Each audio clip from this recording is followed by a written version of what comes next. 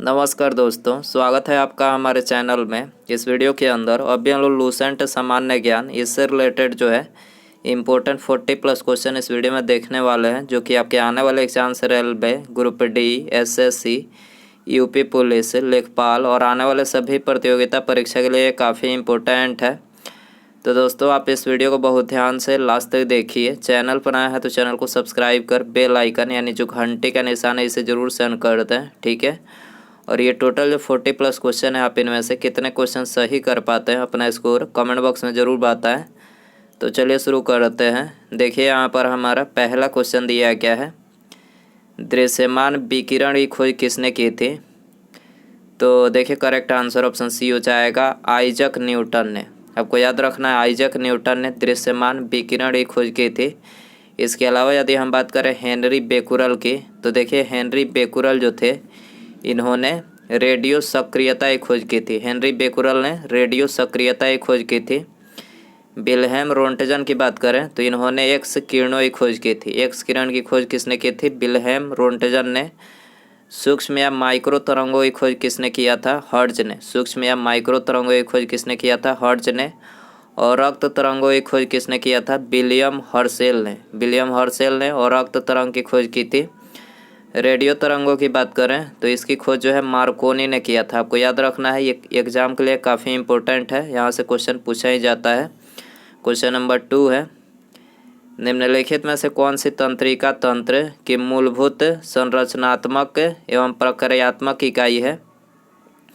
तो correct answer option A हो जाएगा, न्यूरॉन। न्यूरॉन जो है तंत्रिका तंत्र की मूलभूत संरचनात्मक एवं प्रक्रियात्मक इकाई है। इसके अलावा वृक्क की संरचनात्मक और प्रक्रियात्मक इकाई क्या है? नेफ्रॉन है, ठीक है। वृक्क यानी किडनी की संरचनात्मक और प्रक्रियात्मक इकाई क्या है? नेफ्रॉन है। न्यूरॉन की बात करें तो न्यूरॉन जो कोशिकाएं होती है ये शरीर की सबसे लंबी कोशिकाएं होती है। न्यूरॉन कोशिकाएं शरीर की सबसे लंबी कोशिकाएं होती है।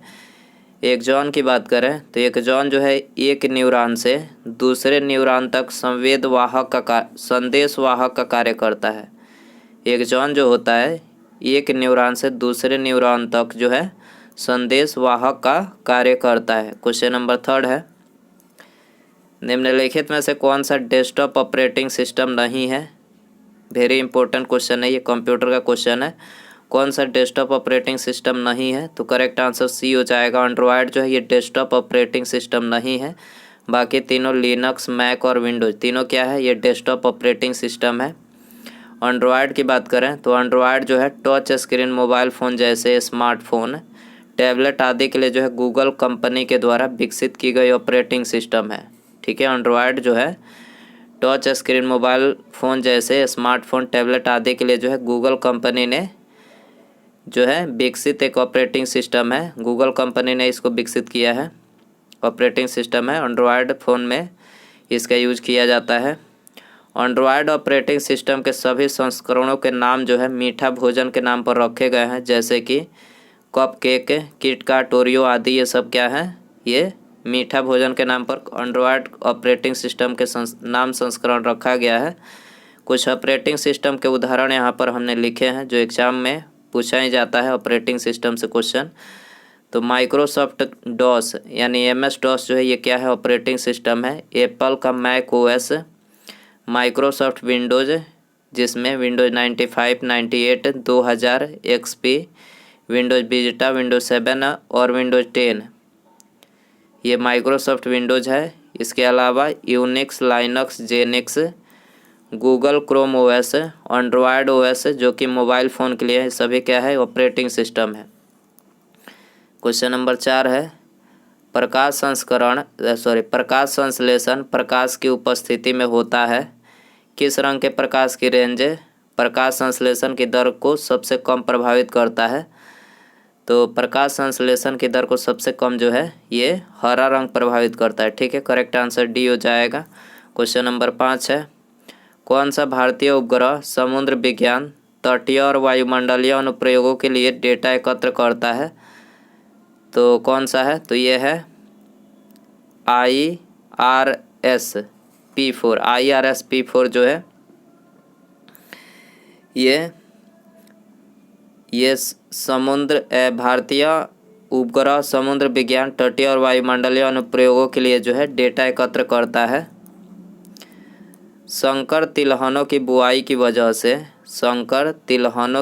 की वजह से खाद्य तेल के उत्पादन में अचानक हुई वृद्धि को डैश क्रांति कहा गया है। तो इसको क्या बोला गया है? पीली क्रांति। याद रखना है आपको, क्या बोला गया है? पीली क्रांति। सी आंसर हो जाएगा। भारत में तेलहन प्रौद्योगिकी मिशन की स्थापना कब हुई थी? 1986 में। भारत में तेलहन प्रौद्योगिकी मिशन की स्थापना कब की गई थी? 1986 में।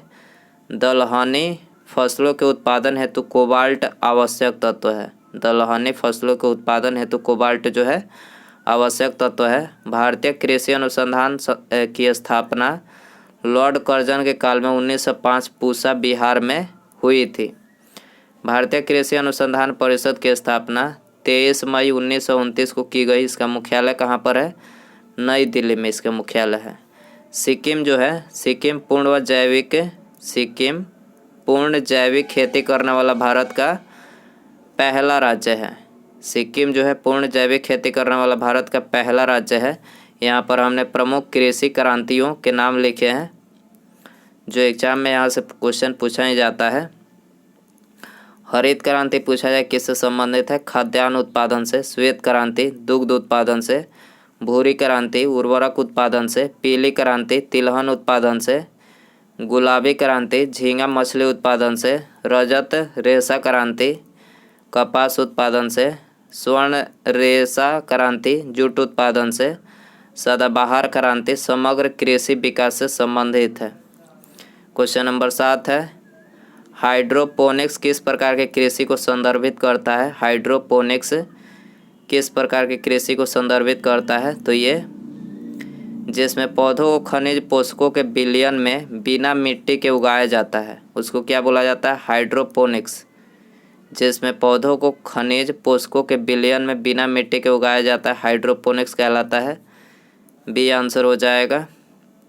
एग्रोनॉमिक्स की बात करें तो एग्रोनॉमिक्स में भूमि व फसलों का प्रबंधन का अध्ययन किया जाता है। किसमें? एग्रोनॉमिक्स में। ठीक है, एग्रोनॉमिक्स में भूमि फसलों का प्रबंधन का अध्ययन किया जाता है। कृषि विज्ञान की महत्वपूर्ण शाखाएं यहाँ पर हमने लिखे हैं। एग्रोस्टोलॉजी की बात करें, एग्रोस्टोलॉजी इसके अंतर्गत जो है घासों का अध्ययन किया जाता है। एपीकल्चर के अंतर्गत जो है मधुमक्खी पालन का अध्ययन, इसमें मतलब विज्ञान मधुमक्खी पालने की विज्ञान से संबंधित है। आर्बोरिकल्चर इसके अंतर्गत जो है विशेष प्रकार के वृक्षों तथा झाड़ियों की कृषि जिसमें उनका संरक्षता और संवर्धन भी शामिल है। पेलियोंटोलॉजी की बात करें तो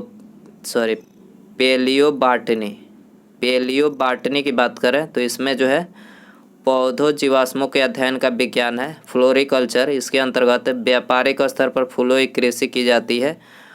ओलेरिकल्चर की बात करें जमीन पर फैलने वाली विभिन्न प्रकार की सब्जियों की कृषि। और सिल्वीकल्चर की बात करें तो इसके अंतर्गत जो है वनों के संरक्षता एवं संवर्धन से संबंधित विज्ञान क्या कहलाता है? सिल्वीकल्चर। निम्नलिखित में से कौन सा कंप्यूटरों पर प्रयोग किया जाने वाला डेटाबेस सॉफ्टवेयर नहीं है? कौन सा कंप्यूटरों पर प्रयोग किया जाने वाला डेटाबेस सॉफ्टवेयर नहीं है? तो देखिए MS वर्ड नहीं है, करेक्ट आंसर ये हो जाएगा। निम्नलिखित में से किस उपकरण का उपयोग रासायनिक ऊर्जा को विद्युत ऊर्जा में रूपांतरित करने के लिए किया जाता है? देखिए ये भी क्वेश्चन बार बार एग्जाम में पूछा जाता है। तो रासायनिक ऊर्जा को विद्युत ऊर्जा में रूपांतरित करने के लिए जो है बैटरी का इस्तेमाल किया जाता है। करेक्ट आंसर डी हो जाएगा। प्रमुख उपकरण और उनके अनुप्रयोग यहाँ पर हमने लिखे हैं। डायनेमो की बात करें तो डायनेमो का जो कार्य होता है यांत्रिक ऊर्जा को विद्युत ऊर्जा में बदलता है। सोलर सेल सौर ऊर्जा को विद्युत ऊर्जा में बदलता है। ट्यूबलाइट विद्युत ऊर्जा को प्रकाश ऊर्जा में, विद्युत सेल रासायनिक ऊर्जा को विद्युत ऊर्जा में परिवर्तित करता है। और लाउड स्पीकर की बात करें तो विद्युत ऊर्जा को जो है ये ध्वनि ऊर्जा में परिवर्तित करता है। 1 पेटाबाइट डैश के बराबर होता है। 1 पेटाबाइट डैश के बराबर होता है तो ये 1024 टीबी के बराबर, टेराबाइट के बराबर होता है 1 पेटाबाइट। ठीक है, 1 पेटाबाइट 1024 टीबी के बराबर होता है। डी आंसर हो जाएगा।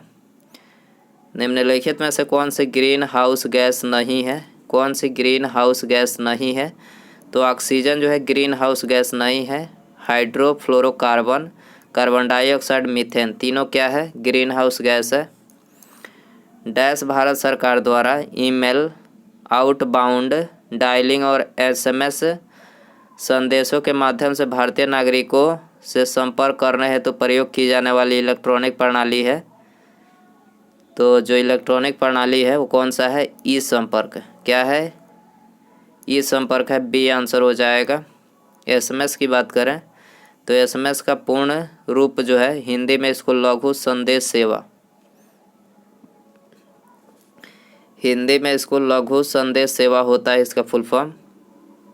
और अंग्रेजी में short message service, short message service SMS का फुल फॉर्म है। ईमेल का जनक रे टॉमलिंसन को कहा जाता है। ईमेल का जनक पूछा जाए किसे बोला जाता है? रे टॉमलिंसन को। इन्होंने 1971 में नेटवर्क के जरिए एक व्यक्ति से दूसरे को इलेक्ट्रॉनिक मैसेज भेजने के तरीके खोज निकाले थे। 1928 में सरदार वल्लभ भाई पटेल ने ब्रिटिश सरकार के भू राजस्व बढ़ाने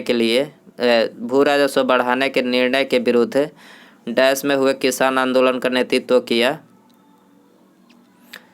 तो बारदौली में किया था। ठीक है, कहाँ किया था? बारदौली में किसान आंदोलन किए थे। किसान आंदोलन के नेतृत्व इन्होंने किया था। ठीक है, बारदौली सत्याग्रह भारतीय स्वाधीनता संग्राम के दौरान जून 1928 गुजरात में हुआ। बारदौली सत्याग्रह जो हुआ था भारतीय स्वाधीनता संग्राम के दौरान जून 1928 गुजरात में हुआ। यह एक किसान आंदोलन था जिसका नेतृत्व सरदार वल्लभ भाई पटेल ने किए थे। इस सत्याग्रह आंदोलन के सफल होने के बाद वहां की महिलाओं की ओर से गांधी जी ने वल्लभ भाई पटेल को सरदार की उपाधि प्रदान किया। ठीक है, वहां के जो महिलाएं थी जो ये था किसान आंदोलन, इसके सफल होने के उपलक्ष्य में वहाँ की महिलाएं जो थी उनको इनकी ओर से गांधी जी ने वल्लभ भाई पटेल को सरदार की उपाधि से सम्मानित किया, अलंकृत किया। याद रखना है किस वर्ष में ब्रिटिश सरकार द्वारा 7 ब्रिटिश संसद सदस्यों के समूह साइमन कमीशन का गठन किया गया। तो साइमन कमीशन का गठन जो है 1927 में किया गया। करेक्ट आंसर ये हो जाएगा। दोस्तों, यदि आपको वीडियो पसंद आ रहा है तो प्लीज़ वीडियो को लाइक करें, अपने दोस्तों में शेयर करें। चैनल पर आए हैं तो चैनल को सब्सक्राइब करके बेल आइकन ऑन करके ऑल नोटिफिकेशन पर क्लिक कर दे, ताकि जब भी मैं कोई नई वीडियो अपलोड करूं उसका नोटिफिकेशन आपको टाइम टू टाइम मिल सके। साइमन कमीशन की बात करें तो ये 3 फरवरी 1928 को भारत आया। इसे वाइट मैन कमीशन भी कहते हैं। 30 अक्टूबर 1928 को लाहौर में साइमन आयोग के विरुद्ध प्रदर्शन करते समय पुलिस की लाठी से लाला लाजपत राय घायल हो गए और बाद में उनकी जो है मृत्यु हो गई। ठीक है, इसी आंदोलन के दौरान जो है प्रदर्शन करते समय जो है पुलिस लाठीचार्ज के शिकार हुए और उसके बाद जो है घायल हुए और उसके बाद जो है इनकी मृत्यु हो जाती है। याद रखना है। साइमन कमीशन का बहिष्कार न करने वाले दलों में शामिल थे justice party, Punjab Unionist party. Punjab Kesari के नाम से किसे जाना जाता है? तो लाला लाजपत राय को कहा जाता था पंजाब केसरी। चिया पास पठार किस देश में स्थित है? चिया पास पठार किस देश में स्थित है? तो देखिए मैक्सिको में स्थित है। करेक्ट आंसर ये हो जाएगा। विश्व के प्रमुख पठार। ठीक है, यहाँ पर हमने विश्व के प्रमुख पठारों के नाम लिखे हैं। पहला ग्रीनलैंड का पठार ग्रीनलैंड में है। एशिया माइनर तुर्की में है। पामीर का पठार चीन तिब्बत में है। मेसेटा का पठार स्पेन आइबेरिया में है। यूकॉन अलास्का का पठार अमेरिका कनाडा में है। बोलीविया का पठार बोलीविया में है। अंतर्राष्ट्रीय साक्षरता दिवस कब मनाया जाता है? अंतर्राष्ट्रीय साक्षरता दिवस 8 सितंबर को मनाया जाता है। करेक्ट आंसर ये हो जाएगा। महत्वपूर्ण राष्ट्रीय और अंतर्राष्ट्रीय दिवस यहाँ पर हमने लिखे हैं, एग्जाम के लिए इम्पोर्टेंट हो सकते हैं। विश्व बंधुत्व एवं क्षमा याचना दिवस। विश्व बंधुत्व एवं क्षमा याचना दिवस कब मनाया जाता है? 14 सितंबर को। विश्व पर्यटन दिवस 27 सितंबर को। ओजोन परत संरक्षण दिवस 16 सितंबर को। विश्व शांति दिवस 21 सितंबर को। विश्व प्रकृति दिवस 3 अक्टूबर को।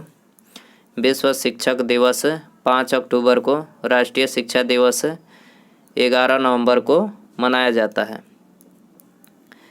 केंद्रीय भारतीय भाषा संस्थान इनमें से किस भारतीय राज्य में स्थित है? केंद्रीय भारतीय भाषा संस्थान इनमें से किस भारतीय राज्य में स्थित है? तो ये कर्नाटक में स्थित है। करेक्ट आंसर सी हो जाएगा। पानीपत की तीसरी लड़ाई कब लड़ी गई? पानीपत की तीसरी लड़ाई 1761 में लड़ी गई। डी आंसर हो जाएगा। पानीपत की जो तीसरी लड़ाई हुई थी तो ये मराठा और अहमद शाह अब्दाली के सेना के बीच हुआ था ये युद्ध। इस युद्ध में जो है मराठों की हार हुई थी।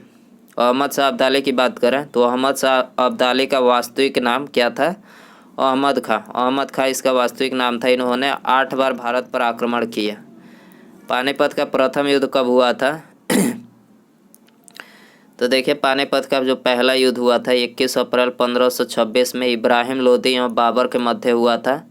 पानीपत का दूसरे युद्ध 5 नवंबर 1556 को बाबर एवं हेमू के बीच हुई थी। बक्सर का युद्ध 22 अक्टूबर 1764 को हुआ। हल्दी घाटी का युद्ध पूछा जाए तो 18 जून 1576 में हुआ और ये अकबर ने महाराणा प्रताप को हराया इस युद्ध में। हल्दी घाटी का युद्ध जो कि 18 जून 1576 को हुआ, इस युद्ध में अकबर ने महाराणा प्रताप को हराया। बांडीवास का युद्ध पूछा जाए कि बांडीवास की जो लड़ाई थी वो कब हुई? 22 जनवरी 1760 को हुआ था। बेदरा का युद्ध 1759 में अंग्रेज एवं डच के मध्य हुआ था। बेदरा का युद्ध याद रखना है। भारत का राष्ट्रीय भोजन क्या है? Very important question. भारत का राष्ट्रीय भोजन क्या है? खिचड़ी। याद रखना है क्या है? खिचड़ी है। सी आंसर हो जाएगा।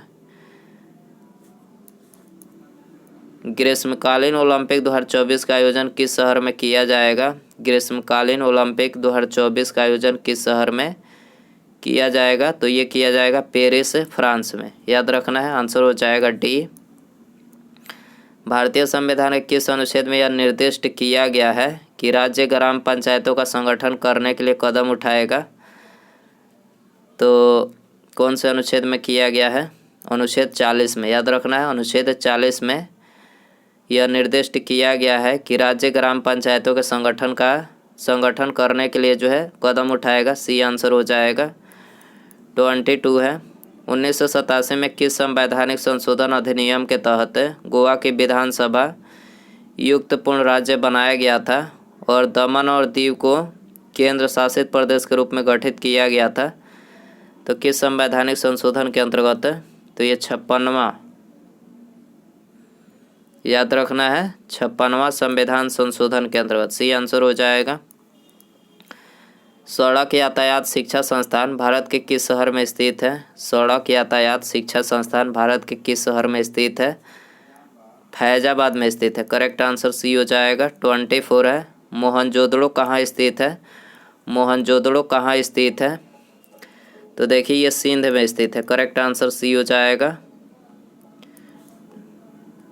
25 है। निम्नलिखित में से कौन सा कथन सही है? इनमें से कौन सा कथन सही है? तो देखिए यहाँ पर एक एक करके पढ़ते हैं। सुचेता कृपलानी भारत की प्रथम महिला प्रधानमंत्री थी। गलत है। सुचेता कृपलानी भारत की प्रथम महिला उपराष्ट्रपति थी। ये भी गलत है। सुचेता कृपलानी भारत की प्रथम महिला राष्ट्रपति थी।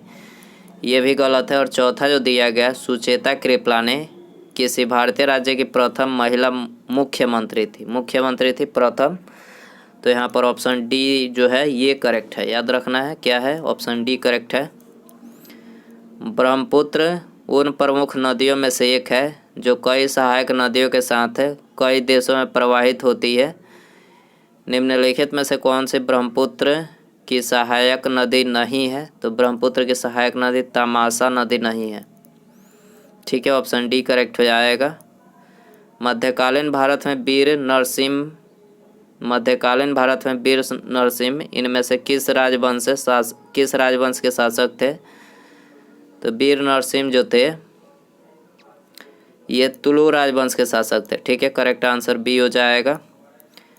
भारतीय लोगों के लिए अपेक्षाकृत अधिक स्वतंत्रता की मांग करने हेतु स्वराज पार्टी की स्थापना की गई थी। गया में स्वराज पार्टी का गठन कब हुआ था? गया में स्वराज पार्टी का गठन कब हुआ था? तो देखिए ये हुआ था 1923 में। ठीक है, करेक्ट आंसर सी हो जाएगा। 1923 में इलाहाबाद में चित्तरंजन दास एवं मोतीलाल नेहरू ने कांग्रेस के अंतर्गत जो है स्वराज पार्टी की स्थापना की। 5 फरवरी 1922 को गोरखपुर जिले में चौरी चौरा अग्निकांड हुआ और गांधी जी ने जो है असहयोग आंदोलन जो था इसको वापस ले लिया था चौरी चौरा घटना के कारण से। डेनमार्क की संसद का नाम क्या है? देखिए वेरी इंपॉर्टेंट क्वेश्चन है, इस टाइप के क्वेश्चन एग्जाम में पूछे जाते हैं। संसद के नाम, तो डेनमार्क की संसद का नाम क्या है? फाकेटिंग। फाकेटिंग जो है डेनमार्क के संसद का नाम है। ऑप्शन बी यहाँ पर करेक्ट हो जाएगा।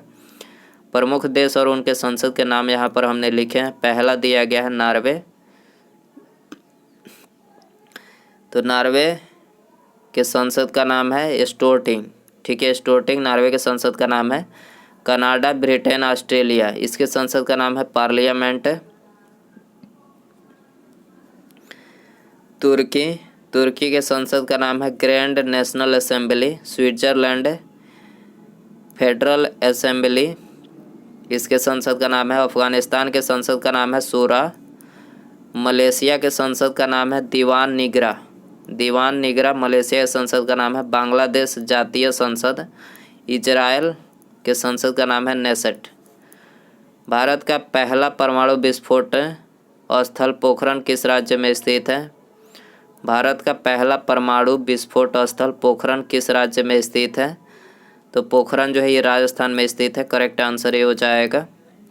18 मई 1974 में पोखरण जो कि जैसलमेर राजस्थान में है, यहाँ पर जो है भारत ने स्वदेशी पहला परमाणु विस्फोट किया। ठीक है, 18 मई 1974 को पोखरण राजस्थान में स्वदेशी पहला परमाणु विस्फोट किया था भारत ने। पहला परमाणु विस्फोट, इसका कोड नाम क्या था? स्माइलिंग बुद्धा इसका कोड नाम था। किस देश को जोगियों का देश है यानी हर्मिट किंगडम के नाम से जाना जाता है? किस देश को जोगियों का देश यानी हर्मिट किंगडम के नाम से जाना जाता है? तो ये उत्तर कोरिया को जाना जाता है। ठीक है, करेक्ट आंसर बी हो जाएगा। निम्नलिखित में से कौन सा भारत का पहला जल विद्युत संयंत्र है? भारत का पहला जल विद्युत संयंत्र कौन सा है? तो देखिए यह है सिंदरापोंग जल विद्युत संयंत्र। सिंदरापोंग जल विद्युत संयंत्र जो है भारत का पहला जल विद्युत संयंत्र है। डी आंसर हो जाएगा। इसके अलावा यहाँ पर हमने भारत के प्रमुख जल विद्युत केंद्रों के नाम लिखे हैं। भारत के प्रमुख जल विद्युत केंद्रों के नाम लिखे हैं। ये एग्जाम में के लिए काफ़ी इम्पोर्टेंट है, यहाँ से क्वेश्चन पूछा ही जाता है। टिहरी बांध कहाँ पर बनाया गया है? उत्तराखंड में। कोयना जल विद्युत परियोजना ये कहाँ पर बनाई गई है? महाराष्ट्र में। श्रीशैलम आंध्र प्रदेश में बनाई गई है। नाथपा छाकरी हिमाचल प्रदेश में बनाई गई है। शरावती परियोजना कर्नाटक में है। इंदिरा सागर बांध ये कहाँ पर बनाई गई है? मध्य प्रदेश में।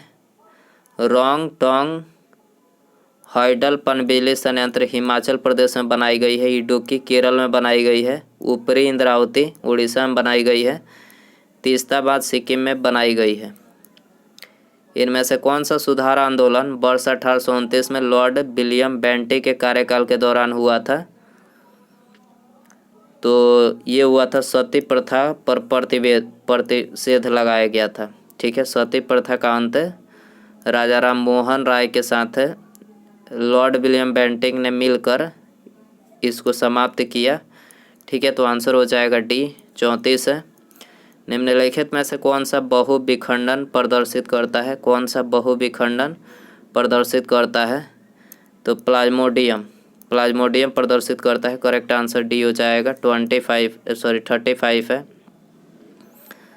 शास्त्रीय संगीत के सिद्धांत की विवेचना किस वेद में की गई है? शास्त्रीय संगीत के सिद्धांत की विवेचना किस वेद में की गई है? तो ये की गई है सामवेद में। याद रखना है किस वेद में? सामवेद में की गई है। बी आंसर हो जाएगा। अंतर्राष्ट्रीय परमाणु ऊर्जा एजेंसी का मुख्यालय कहाँ स्थित है? अंतर्राष्ट्रीय परमाणु ऊर्जा एजेंसी का मुख्यालय कहाँ पर स्थित है? वियना, ऑस्ट्रिया में स्थित है। वियना में स्थित है, याद रखना है। करेक्ट आंसर सी हो जाएगा। शिक्षा जो प्रारंभ में राज्य सूची का विषय था उसे समवर्ती सूची में स्थानांतरित किया गया, किस संशोधन के माध्यम से किया गया था? तो ये 42वें संविधान संशोधन के अंतर्गत जो है शिक्षा को राज्य सूची के विषय से समवर्ती सूची में जो है ट्रांसफ़र किया गया। तो करेक्ट आंसर यहाँ पर ऑप्शन बी हो जाएगा।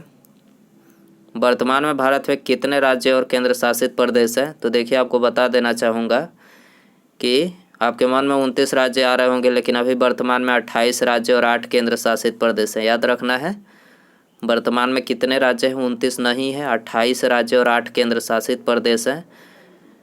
तो यहाँ पर ऑप्शन बी बिल्कुल करेक्ट हो जाएगा।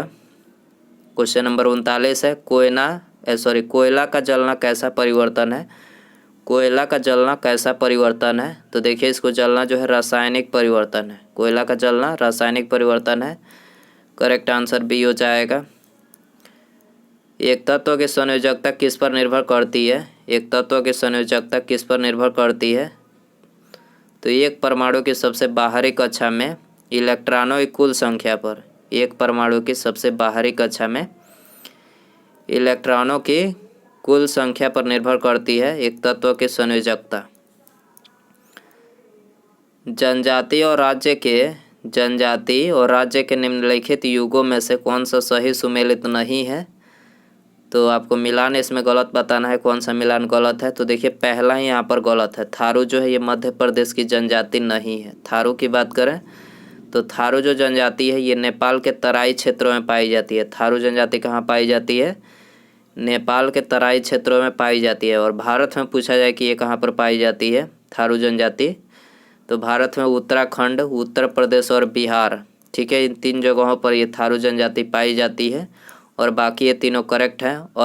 अदी जनजाति अरुणाचल प्रदेश में पाई जाती है। इरोला जनजाति जो है केरल में और सहारिया राजस्थान में। याद रखना है आपको। दिल्ली के किस सुल्तान ने सिकंदर सानी की उपाधि धारण की थी? दिल्ली के किस सुल्तान ने सिकंदर सानी की उपाधि धारण किया था? तो ये किया था अलाउद्दीन खिलजी ने। याद रखना है, किसने किया था? अलाउद्दीन खिलजी ने किया था। तो करेक्ट आंसर ऑप्शन बी यहाँ पर बिल्कुल करेक्ट हो जाएगा। तो दोस्तों, ये थे लूसेंट सामान्य ज्ञान के इम्पोर्टेंट 40+ क्वेश्चन। आई होप ये वीडियो जो है आपको पसंद आया रहेगा। पसंद आया तो प्लीज़ वीडियो को लाइक करें, दोस्तों में शेयर करें, और चैनल पर आया है तो चैनल को सब्सक्राइब करके बेल आइकन यानी जो घंटे का निशान है इसे ऑन करके ऑल नोटिफिकेशन पर क्लिक कर दें। ऑल नोटिफिकेशन पर क्लिक कर दें ताकि जब भी मैं कोई नई वीडियो अपलोड करूं उसका नोटिफिकेशन जो है आपको सबसे पहले मिल सके। तो सब्सक्राइब करने के बाद बेल आइकन ऑन रखें। ठीक है, मिलते हैं अगले वीडियो में। नमस्कार, जय हिंद, जय भारत।